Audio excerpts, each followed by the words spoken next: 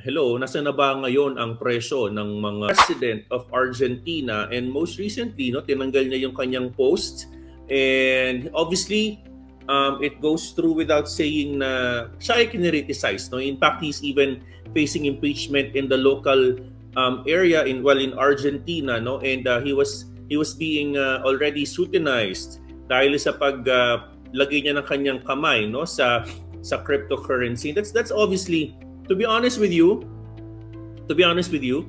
um, that would have been the case for Trump, no? Honestly, right? Kasi nga, hello, nasa na ba ngayon ang presyo ng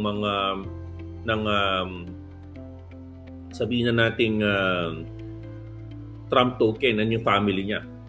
And at the same time, the post of CZ about broccoli and TST. Nasaan na ba yung presyo ng mga coin na yan ngayon? Tandaan nyo yun ha, broccoli, TST, no? Trump token, right?